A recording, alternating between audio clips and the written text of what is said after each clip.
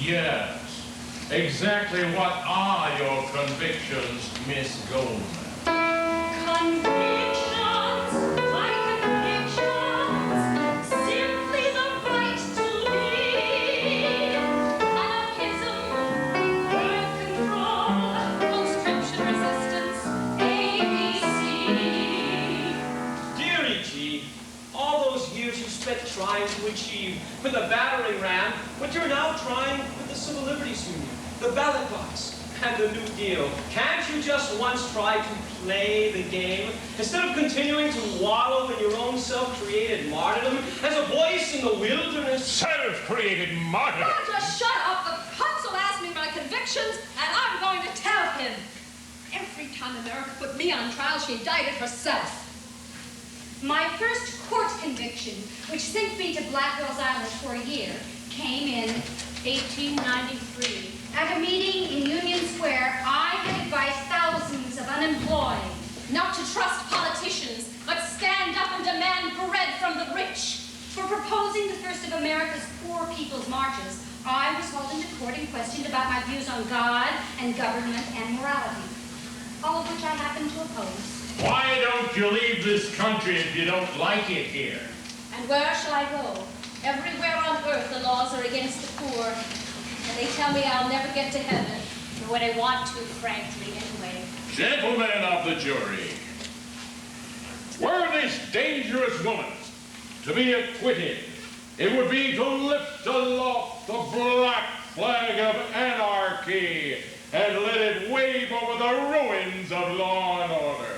Aliens like her would just as soon as not run a knife with anyone or blow up half the town with dynamite bombs. Yes, the children of the rich will be exterminated, and the streets of New York will stream with blood, and worst of all, property is likely to be destroyed. I was convicted of inciting to riot, even though there hadn't even been a riot. The fact is, all I was exhorting the masses to do was to recall Cardinal Manning's dictum of long ago that necessity knows no law. The starving man has a right to a share of his neighbor's bread.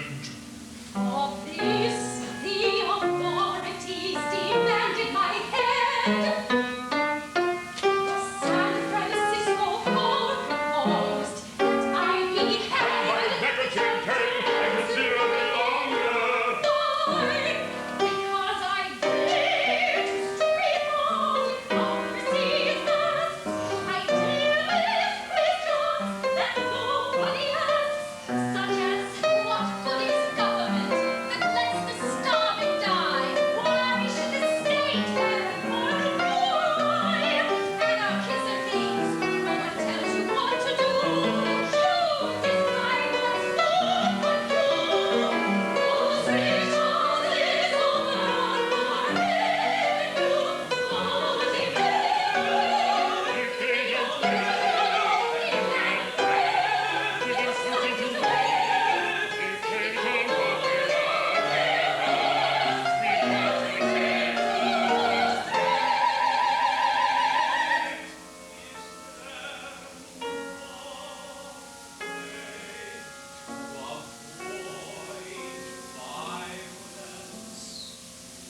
We shall never be able to put an end to violence, but we can refuse to condone injustice with our silence. I mean that equally concerning any tyranny, communistic, fascistic, or any other kind of high moralistic. I will never say only what powerful people would like to hear.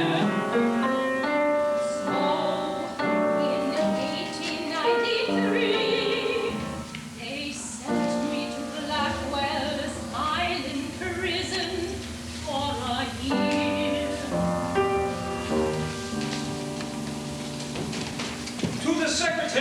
Labor, Miss Frances Perkins, from Roger Baldwin, American Civil Liberties Union.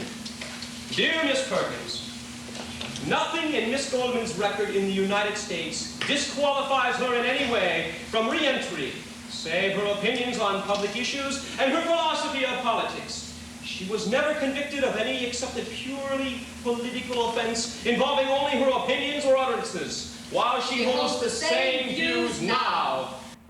Purposes of her trip are... to see my family and friends, and to lecture on drama and literature. The purpose of her trip is not for public discussion of political questions. What? Not for public discussion of political questions? What kind Really, G. A visa apparently will not be issued unless you will agree not to discuss political questions, either on the platform or in the press. Roger, I can't consent to that. How can I treat literary or dramatic themes without reference to the forces that gave them their strongest impetus, politics? I can't buy my re-entry to America that way. Doesn't it look as if the Department of Labor were just inventing new conditions every time in order to create a convenient excuse to back out of the expectations it aroused? Or are they afraid to hear me speak on my convictions? Hey, anarchism. No, E.G., they're not afraid, but they're in a tough spot. They fear the Nazis will then demand the right to propagandize in the U.S. And you can imagine what problems that could create. I don't give a damn. Free speech is free speech, period. What kind of world is it where women have no voice? When in poverty, children and society scorn. Anyone with feelings says they ought to have a choice. So I spoke out on the right of the child not to be born. I broke the law by teaching methods of birth control. But how could I not keep feeling wrong? The world is sick to its soul, and somehow we can't reach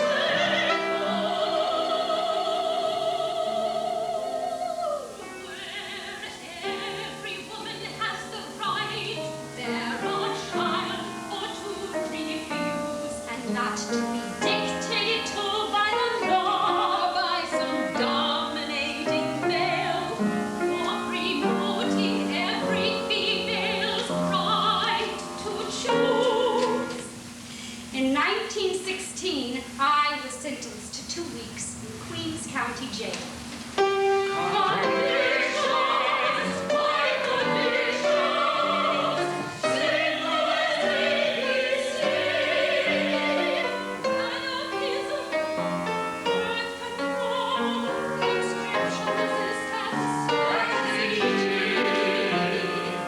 My dear E.G., I know how you feel. Just a few years ago, I was forbidden to enter England. My crime having been the time I served in prison in the U.S. for conscientious objection during wartime. I only got fined by having an MP friend of mine vouch for me, and by promising in writing Not to take any political part whatever while visiting the United Kingdom, including meetings, interviews with the press, and articles. I decided to play the game. Partly because, frankly, I was rather intrigued by the role they had assigned me of dangerous agent of the revolution. Drawing on these experiences of mine, I therefore went to see Frances Perkins at the Department of Labor on your behalf. Well, Roger, we've admitted Thomas Mann and that French socialist Henri Babus, and as of this month, Americans can buy and read James Joyce's Ulysses. So now what do you want? Just one old woman, Frances, Emma Goldman. Yes, I know. You've always had a soft spot for older women. Only Even much older women. for those who have something to say, Frances. Oh, I'm sure she has plenty to say, Roger. She is only just starting on free motherhood, or government as the enemy of the people, or war as the ultimate end of big business, and then Congress will have plenty to say. In fact, they may even impeach me for allowing her back. Now, why should anyone want to impeach the first woman cabinet member, Frances? All of Washington is a men's club, Roger, and many of them are just waiting for the chance to discredit me in the New Deal. So remember, she's a guest this time. I'll remember. And don't let her forget it either, please. We must keep this from the press at least until mid-January, when Congress is no longer in session. All right. And we can't, at least officially, allow her to speak on any political subject. And why the hell not? Because it's against the law, Roger, right? you know the Department of Labor doesn't like that law any more than you do, but we do have to work under it.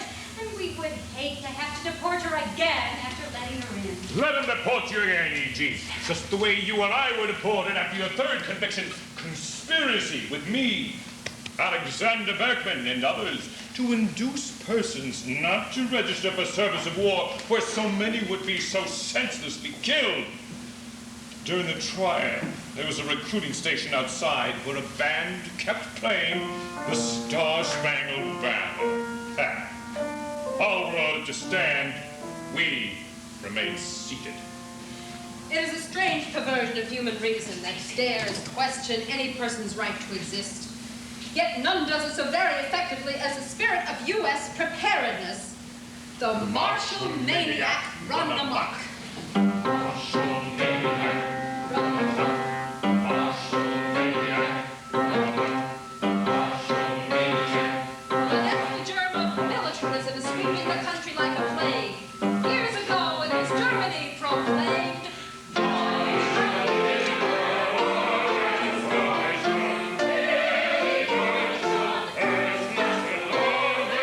We want peace.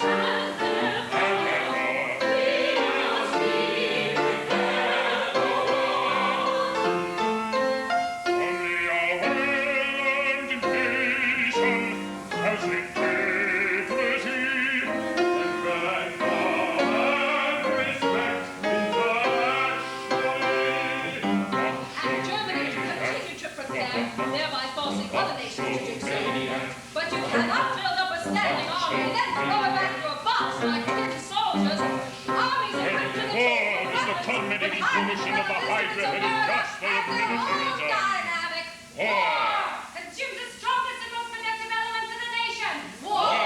Swallows the largest part of the national revenue. Almost nothing is spent on literature, on art, music, or education compared with the amount devoted to War! In times of peace. While in times of war, all else is set at naught. All life stagnates, all efforts curtailed to feed the insatiable monster of the military. It thus becomes more arrogant, more aggressive, more bloated with its own sense of self-importance. If for no other reason than out surplus energy, militarism, to stay alive, will look for an enemy or even create one artificially. Emma Goldman, 1917. I spoke to anyone who would open his ears, urging all who hated war to resist. And in 1917, I was sentenced to 2 years, convicted of defending the human right to exist.